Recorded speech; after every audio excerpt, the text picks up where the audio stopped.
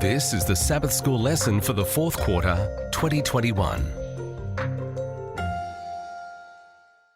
Lesson 4 from the series Present Truth in Deuteronomy is titled To Love the Lord Your God. It's ready for teaching on October 23, and I'm Percy Harrold. Tuesday, October 19. He first loved us.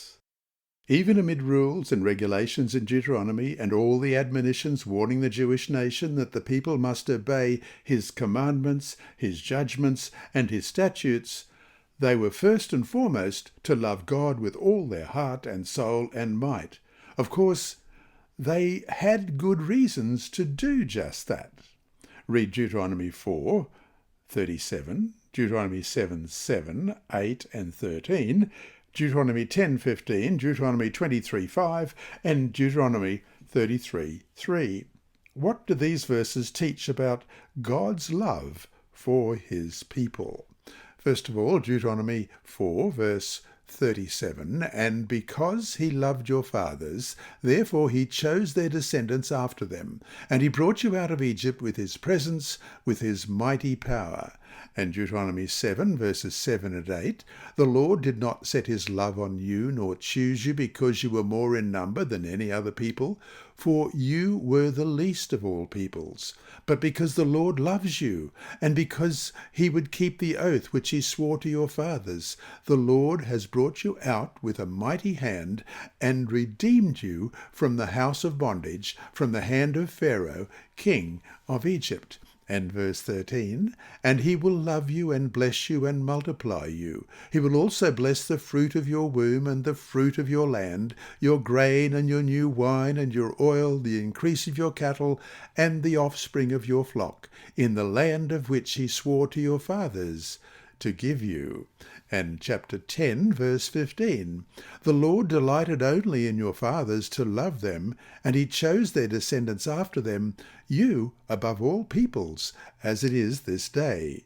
And chapter 23, verse 5, nevertheless the Lord your God would not listen to Balaam, but the Lord your God turned the curse into a blessing for you, because the Lord your God loves you. And Deuteronomy 33, verse 3, yes, he loves the people. All his saints are in his hand. They sit down at your feet. Everyone receives your words. Again and again in Deuteronomy, Moses told the people about God's love for their fathers and for them. But more than just in words, the Lord revealed this love by his actions. That is, even despite their shortcomings, their failures, their sins, God's love for them remained steadfast, a love that was powerfully manifested in his dealing with them. 1 John chapter 4, verse 19 reads, we love him because he first loved us. How does this text help us understand why we should love God? God's love for us predated our existence, in that the plan of salvation was in place way before the foundation of the world, as it says in Ephesians 1, verse 4. As Ellen G. White said it in Desire of Ages, page 22, the plan for our redemption was not an afterthought, a plan formulated after the fall of Adam. It was a revelation of the mystery which had been kept in silence through times eternal. Romans 16:25. It was an unfolding of the principles that from eternal ages have been the foundation of God's throne. End of quote. How fortunate we all are that God is indeed a God of love, a love so great that he went to the cross for us, a self-sacrificing love in which, as it says in Philippians 2, verse 8, he humbled himself and became obedient to the point of death, even the death of the cross.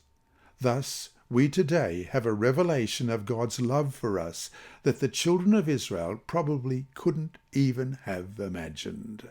So to finish today, instead of being love, what if God were hate, or if God were indifferent?